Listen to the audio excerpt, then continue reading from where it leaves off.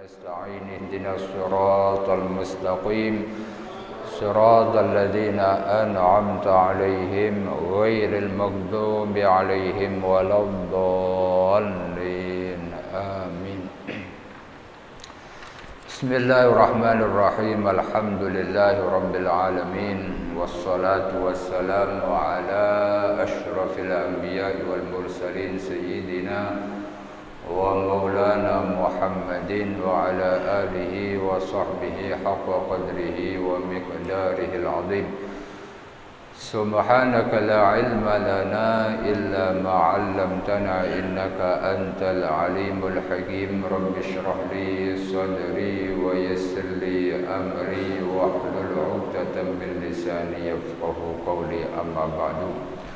Alhamdulillah, puja dan puji syukur kita kehadirat Allah Subhanahu wa taala, yang mana sampai detik ini kita masih diberikan umur panjang, sehat wal afiyah, diberikan hidayah dan taufik sehingga ringan langkah kita menuju ke masjid yang kita cintai untuk melaksanakan sholat maghrib berjamaah, beriktikaf bersama, dan juga mengikuti pembacaan tafsir Jalalain setiap malam Rabu, di mana malam hari ini kita meneruskan apa yang sudah kita baca pada pertemuan yang lalu berkaitan tentang tafsir dari surah Yusuf. Pada malam hari ini kita akan mulai dari وقال الذي اشتراه من مصر وقال الذي اشتراه من مصر وقال الذي berapa? 21. A'udzu billahi minasyaitonir rajim. وقال الذي اشتراه من مصر لامرأته akrimi maswah asa an yanfa'na aw nattakhidhahu walada wa kadzalika makkanna li yusufa fil ard wa linu'allimahu min ta'wilil ahadits wallahu ghalibun ala amrihi walakinna aktsaran nasi la ya'lamun. Pada ayat ini Allah menceritakan tentang Nabi Yusuf yang sudah dibeli oleh penguasa kota Mesir. Ketika sudah dibeli, kemudian dibawa ke rumah, sang penguasa ini berpesan kepada istrinya. Wa qala alladzi ishtarahu min Misr, dan berkatalah orang yang telah membeli Nabi Yusuf dari kota Mesir. Orang ini berasal dari kota Mesir. Wa huwa Qitfir, nama penguasa yang membeli Nabi Yusuf ini namanya Qitfir. Al-Aziz limra'atihi, berkata kepada istrinya. Zulaikha, nama istrinya adalah Zulaikha. Bisa dibaca Zulaikha, bisa dibaca Zalikha.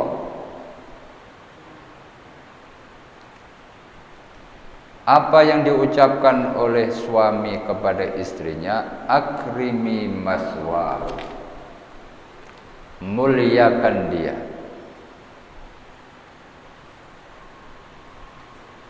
Akrimi maswahu ay maqamahu indana, muliakan dia, berikanlah pelayanan yang baik selama Nabi Yusuf bersama kita. Asa ayyan fa'ana, semoga anak yang kita beli ini nanti memberikan manfaat kepada kita, au nattakhidhahu walada, atau kita jadikan sebagai anak angkat. Wa kana hasuran, jadi Nabi Yusuf ketika sudah dibeli oleh orang kaya, kemudian diberikan pelayanan yang baik, kemudian diperlakukan dengan perlakuan layaknya seorang anak orang kaya. Bahkan nanti Nabi Yusuf diangkat menjadi anak angkatnya, karena yang beli Nabi Yusuf ini tidak punya anak. Wa kadzalika, dan seperti itulah perjalanan Nabi Yusuf sampai ke rumah penguasa. Kama najainahu minal qadli, sebagaimana kami menyelamatkan Nabi Yusuf dari rencana pembunuhan. Wal jubbi, kemudian kita selamatkan dari gelapnya sumur setelah dilempar oleh saudara-saudaranya. Wa atafna alaihi qalbal aziz, kemudian kami lembutkan, kami bikin senang, kami bikin sayang hati sang penguasa kepada Nabi Yusuf. Ini merupakan aturan dari Allah. Ini merupakan ketentuan dari Allah bagaimana skenario Allah untuk Nabi Yusuf, yang walaupun awalnya disingkirkan oleh saudaranya, yang awalnya dibuang di sumur, kemudian dijadikan sebagai budak untuk dijual belikan, tapi kalau sudah Allah berkuasa, maka orang yang awalnya itu tidak diperkirakan, akhirnya Allah muliakan menjadi salah satu bagian dari keluarga orang kaya di Mesir. Ini adalah aturan dari Allah. Makanya biar hidup kita itu diatur oleh Allah, maka kita lebih banyak untuk berserah diri, menyerahkan urusan kepada Allah Subhanahu wa ta'ala. Kita tetap bekerja, kita tetap berusaha, tapi hasil kita pasrahkan kepada Allah Subhanahu wa ta'ala. Maka seperti itulah, makanna, kami berikan kedudukan li Yusufa, kepada Nabi Yusuf, fil ardi, di bumi, ardi Misr, maksudnya adalah tanah kota Mesir, hatta balagha ma balag, sampai nanti kekuasaan yang akan ada dari segala penjuru.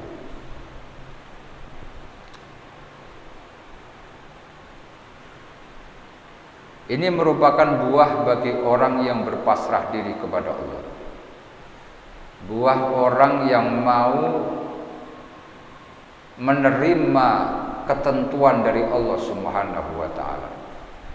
Ketika sudah menerima ketentuan dari Allah, maka Allah akan memberikan tamkin, makkana yumakkinu tamkinan, memberikan kedudukan, memberikan posisi, memberikan kekuasaan. Jadi tamkin itu adalah dari Allah. orang didudukkan menjadi orang yang mulia itu dari Allah. Entah itu dari menjadi seorang tokoh masyarakat, RT, RW, lurah, camat, bupati dan seterusnya sampai kepada presiden, itu adalah tamkin, ketetapan kedudukan yang Allah berikan. Tapi tamkin ini kalau tidak diseriusi sama orang yang diberi jabatan, maka dia tidak akan mendapatkan pertolongan dari Allah. Tapi kalau dia semakin mendekat kepada Allah, maka pengaruh yang akan diberikan Allah semakin kuat. Itu namanya tamkin. Makanya para penguasa atau khalifah mulai dari zaman Sayyidina Abu Bakar Siddiq itu adalah orang-orang yang diberikan kekuasaan oleh Allah, diberikan tamkin. Kekuasaannya bukan sekedar kekuasaan dunia, tapi juga kekuasaan spiritual. Makanya Al-Imam Al-Iraqi kalau nggak salah mengatakan afdaluhum man wuliyal khilafah.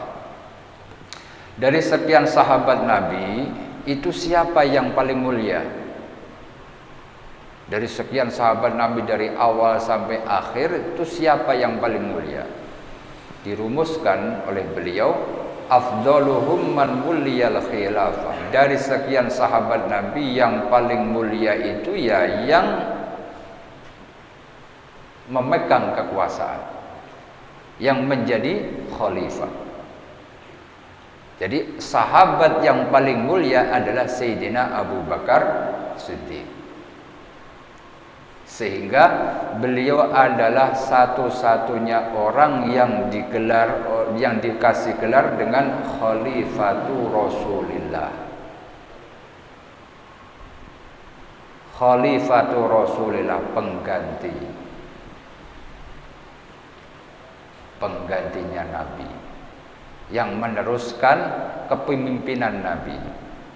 Khalifatu Rasulillah. Makanya ketika kita tarawih itu, Bilal mengucapkan Khalifatu Rasulillah Sayyiduna Abu Bakar Siddiq.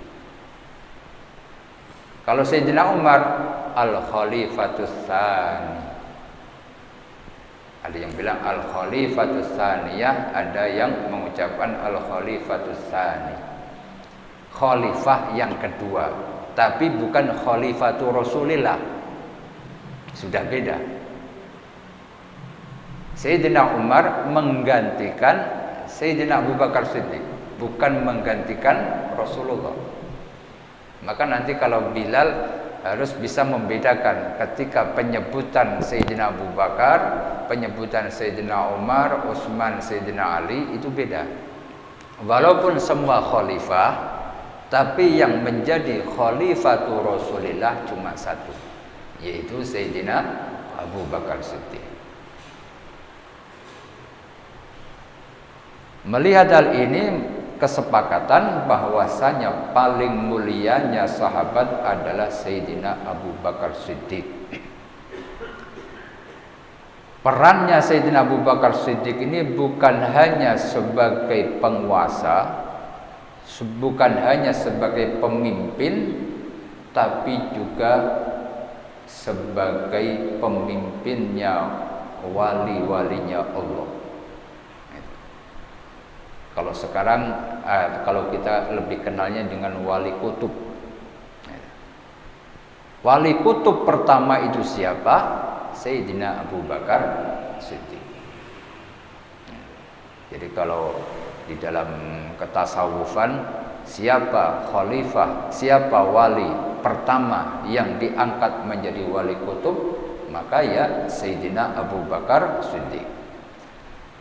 Selain sebagai penguasa, juga pemimpinnya para wali. Kenapa bisa begitu? Karena beliaulah yang menggantikan Rasulullah, yang menggantikan perannya Rasulullah. Bukan hanya sekedar peran kenegaraan, tapi juga peran spiritual. Setelah Sayyidina Abu Bakar Siddiq, kemudian Sayyidina Umar bin Khattab, wali kutub kedua. Setelah Sayyidina Umar, baru Sayyidina Utsman bin Affan, wali kutub yang ketiga. Jadi zaman pertama itu pemimpin sekaligus wali. Jadi nggak boleh jadi pemimpin kalau bukan wali. Itu zaman dulu. Setelah Sayyidina Utsman, Sayyidina Ali.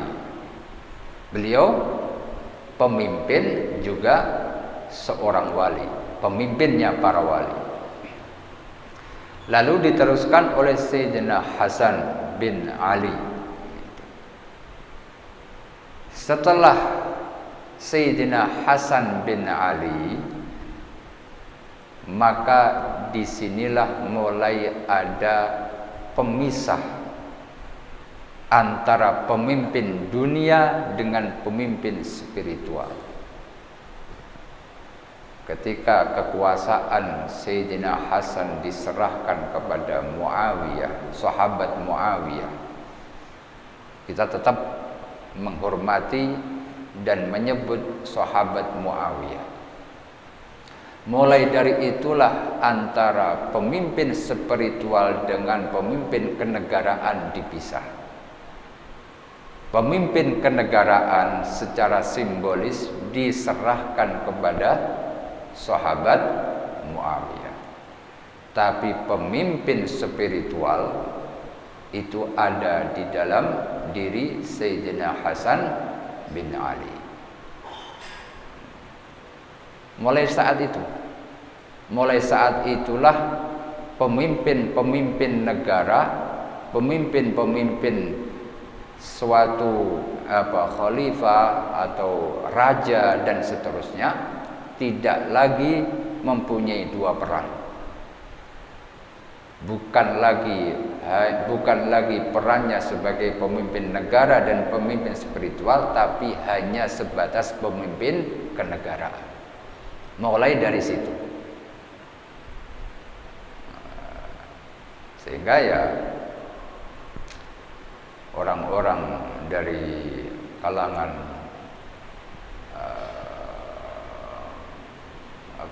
kekasih-kekasih Allah itu, mereka mengatakan nahnul muluku haqiqatan la ghairana. Kamilah raja-raja yang sesungguhnya, bukan mereka. Kami adalah raja, walaupun secara duniawi tidak mempunyai kekuasaan, walaupun secara duniawi tidak punya kerajaan, tidak punya kursi tahta, tidak punya mahkota dan seterusnya, tapi dalam dunia spiritual nahnul muluku haqiqatan, kami adalah raja yang sesungguhnya. Nah, kayak Syekh Abdul Qadir Jailani dikatakan Sultanul Auliya, rajanya para wali. Walaupun nggak punya kerajaan secara duniawi, tapi secara spiritual beliau adalah seorang raja. Ini namanya tamkin. Sehingga dari ayat ini, kalau orang sudah dikasih amanat menjadi pemimpin, setidaknya dia harus mempunyai kekuatan spiritual. Makanya kayak orang yang dikasih amanat punya pondok, mereka para kiai atau habaib, rutinitas ibadahnya jauh lebih banyak ketimbang santrinya, jauh lebih banyak ketimbang jalil. Kiai-kiai zaman dulu, kiai zaman-zaman dahulu itu saat mereka sudah diamanati menjadi seorang pemimpin pondok, maka tirakatnya, riyadhahnya itu lebih kuat. Mulai dari bangun malamnya, baca wiridnya, baca Qur'annya, mereka lebih kuat. Karena yang namanya diberikan amanat itu harus mempunyai kekuatan, bukan hanya sekadar kekuatan anak buah, tapi juga kekuatan spiritual. Jadi biar ada pengaruhnya.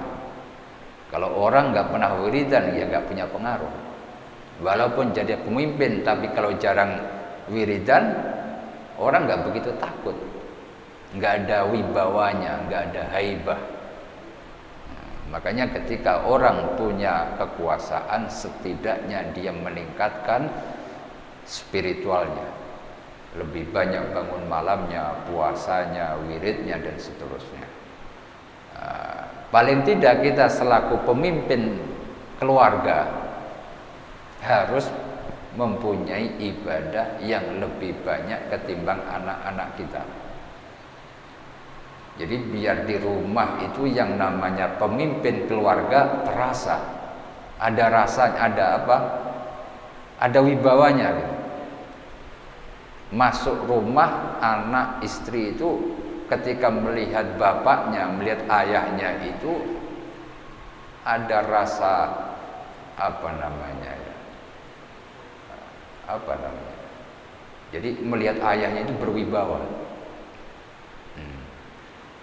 Itu karena apa? Bukan karena dibuat-buat, tapi ketika seorang ayah mampu mendekatkan dirinya kepada Allah dengan baik, banyak berzikir, banyak mendekatkan kepada Allah, akhirnya Allah berikan pengaruh. Tamkin itu memberikan pengaruh, posisi yang kuat di tengah keluarganya. Makanya Nabi Yusuf ketika sudah sampai Mesir, Allah berikan yang namanya tamkin. Allah berikan pengaruh, kedudukan, sehingga yang membeli Nabi Yusuf melihat Nabi Yusuf langsung mengatakan kepada istrinya, wahai istriku, anak ini coba kamu layani dengan baik. Itu namanya tamkin. Allah sudah memberikan kedudukan di hati penguasa tersebut.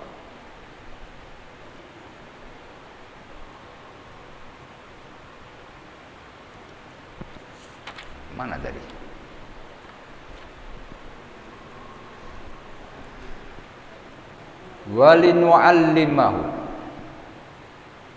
Walinu'allimahu dan agar kami memberikan pengajaran kepada Nabi Yusuf min ta'wilil ahadis, dari mampu menerjemahkan mimpi.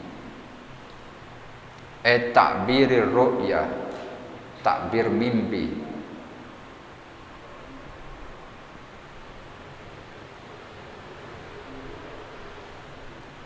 Jadi orang yang mampu membaca mimpi seseorang itu bukan karena dia mengarang, tapi itu adalah anugerah dari Allah Subhanahu wa taala. Wallahu ghalibun ala amrihi. Kalau sudah Allah yang berperan, maka apa yang ditentukan Allah itu akan mengalahkan segalanya. Wallahu ghalibun ala amri. Kalau sudah Allah yang punya kehendak, walaupun dikasih rintangan oleh seluruh penduduk langit, penduduk bumi pun tidak akan goyah, pasti akan berhasil.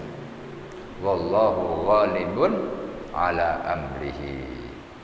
La yu'jizuhu syai'un, tidak ada yang bisa melemahkan, tidak ada yang bisa mengalahkan kalau sudah Allah punya kehendak. Nah, bagaimana biar Allah itu punya kehendak kepada kita, maka kita harus mendekatkan diri kepada Allah. Bagaimana biar wallahu ghalibun ala amrihi itu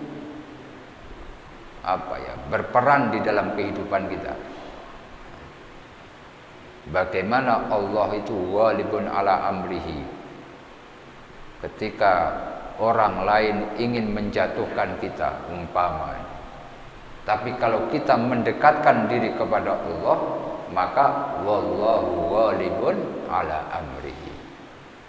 Orang lain tidak akan mampu menjatuhkan selama kita mau mendekatkan diri kepada Allah.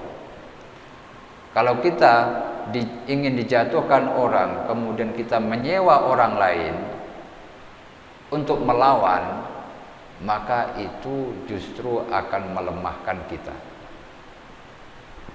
Orang pengen dijatuhkan tapi dia ingin melawannya dengan menyewa orang lain, itu sama aja berperang tidak melibatkan Allah di dalam menyelesaikan masalah. Entah siapa saja, mau yang berpolitik, mau yang apa saja, saat ada yang ingin menjatuhkan namanya, menjatuhkan reputasinya, tapi kalau dia mendekatkan diri kepada Allah, maka wallahu walibun ala amri. Itulah gunanya kita banyak berzikir, banyak mendekatkan diri, banyak melakukan sholat malam dan seterusnya, agar wallahu ghalibun ala amri, biar Allah itu punya kehendak kepada kita, yang mana kehendak itu tidak akan bisa digeser oleh orang lain. Kalau sudah Allah berkehendak baik kepada kita, walaupun seluruh masyarakat ingin menjelekkan kita, maka itu tidak akan berhasil. Wallahu ghalibun ala amri. Kayak Nabi Yusuf, padahal dari awal sudah ingin dihabisi oleh saudaranya, padahal sudah dibuang, dimasukkan ke dalam sumur, masih bisa selamat. Padahal sudah dijadikan sebagai budak. Orang kalau sudah jadi budak, untuk merdeka itu susah, Pak. Orang kalau sudah punya status budak zaman dulu, kalau dia ingin merdeka, dia harus menebus dirinya sendiri. Umpama dulu dia dibeli oleh majikannya 10 juta, maka untuk bisa merdeka dia harus menyediakan uang 10 juta dan diberikan kepada majikan sebagai tebusan. Tapi uang 10 juta itu dari mana kalau dia statusnya sebagai budak, kan begitu. Sampai kapan bisa ngumpulin duit 10 juta? Maka susah sekali seorang budak itu bisa merdeka. Tapi Nabi Yusuf, walaupun sudah masuk ke pasar perbudakan, sudah menjadi barang dagangan, tapi kalau Allah sudah memberikan tamkin, kalau sudah Allah mengatakan wallahu ghalibun ala amrihi, kalau Allah sudah punya keinginan tidak akan ada yang bisa menghalanginya, maka Nabi Yusuf dipertemukan dengan Kitfir, orang kaya, orang yang berpengaruh dari kota Mesir. Dibelilah dengan harga yang tidak mahal. Berarti kan Nabi Yusuf ini bukan budak yang istimewa. Dijual dengan harga murah, berarti tidak punya keistimewaan. Itu menurut itu rencananya manusia, rekayasanya manusia. Dijual dengan harga murah, dijelek-jelekan karena ada cacatnya ini dan itu. Tapi kalau sudah Allah punya kehendak, walaupun dikasih harga murah, kemudian ternyata dipertemukan seorang penguasa. Nyampe di rumahnya penguasa bukan dijadikan budak, malah dimuliakan. Istrinya penguasa dipesan oleh suaminya, ini anak jangan diapa-apain. Kasih pakaian yang bagus, kasih kamar yang bagus, kasih tempat tidur yang bagus, makanan yang enak, dan seterusnya. Kasih pelayanan yang bagus. Semoga ini anak memberikan manfaat, atau kita angkat menjadi anak-anak kita. Nah ini kan kalau Allah sudah punya kehendak, tidak ada yang bisa menghalanginya. Iya.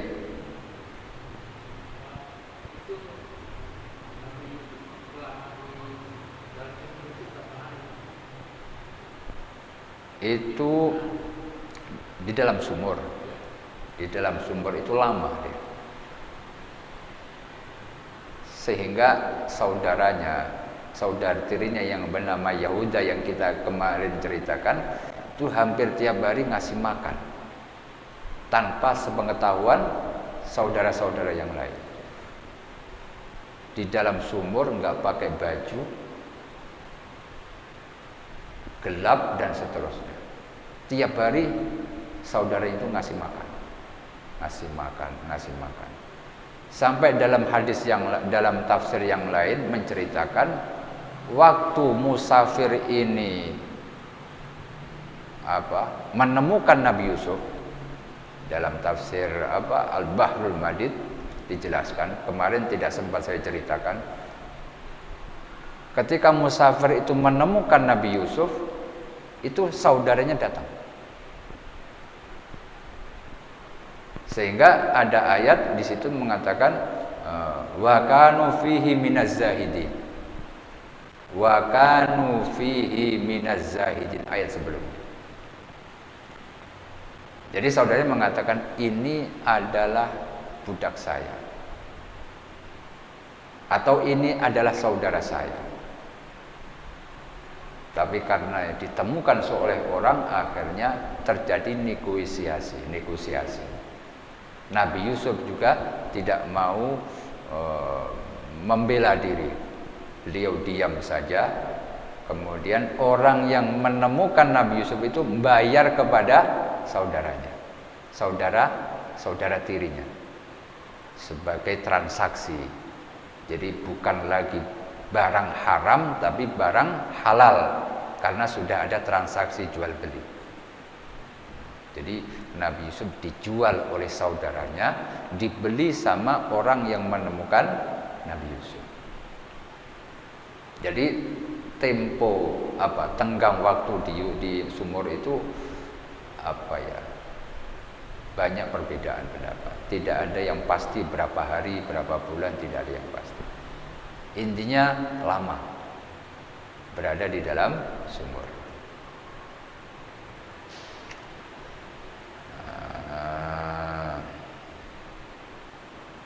Wallahu ghalibun ala amrihi la yu'jizuhu syai'un walakinna, akan tetapi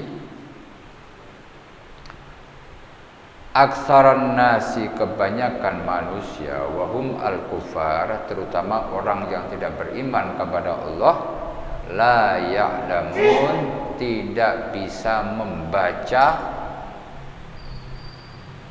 skenario dari Allah. La ya'lamun, tidak mengetahui hal tersebut. Tidak mengetahui berarti tidak bisa membaca skenario, perjalanan skenario yang sudah Allah atur.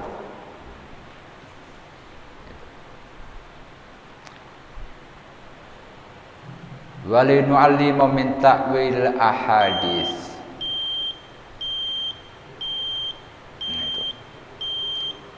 Jadi rahasia Allah tidak akan diketahui oleh orang yang tidak beriman. Tapi kalau bagi orang yang beriman, maka Allah akan memberikan pengetahuan. apa yang akan terjadi di masa yang akan datang. Ini anak bakalan jadi apa, itu tahu. Itu kalau orang beriman secara sungguh-sungguh kepada Allah. Tapi kalau orang yang tidak beriman, walakinna aktsarun nasi la ya'lam. Walamma balagha asyudda. Ini bocoran buat pertemuan yang akan datang. Walamma balagha asyuddahu. Manakala Nabi Yusuf sudah mulai beranjak dewasa. Wa huwa salasuna sana. Umurnya 30. Au wa salas atau 33 tahun. Jadi disebut sebagai dewasa itu umurnya 30-an. Makanya ahli surga itu antara 30-40. Yang sekarang umurnya 80-70 nanti masuk surga umurnya 30-40. Karena itu masa-masa seseorang itu mempunyai kondisi badan itu prima 30-40. Makanya disebut di sini walamma balagha asyuddah. Puncak kekuatan anak manusia umur 30-40. Kekuatannya di situ. Atainahu hukman, baru Allah berikan yang namanya ilmu hikmah. Allah berikan pengajaran, Allah berikan sesuatu yang menjadi bekal Nabi Yusuf nanti diangkat menjadi nabi. Jadi kemarin itu dapat wahyu, tapi belum diangkat menjadi nabi. Tapi ini ketika umur 30-33 itu sudah Allah persiapkan. Diberikan ilmu, diberikan hikmah untuk bisa untuk diangkat menjadi nabinya Allah Subhanahu wa taala. Ini yang barangkali bisa kami sampaikan pada pertemuan kali ini. Semoga dengan pelajaran ini kita memposisikan diri sebagai hamba yang mudah-mudahan Allah berikan tamkin, kedudukan. Kalau enggak kedudukan di masyarakat, minimal kedudukan di dalam rumah tangga kita sendiri, sehingga suara kita didengar oleh anak dan istri kita dan menjadi suri tauladan oleh mereka semua. Ini saja kita tutup dengan bacaan subhanakallahumma wa bihamdika asyhadu an la ilaha illa anta astaghfiruka wa atubu ilaik. Assalamualaikum warahmatullahi wabarakatuh.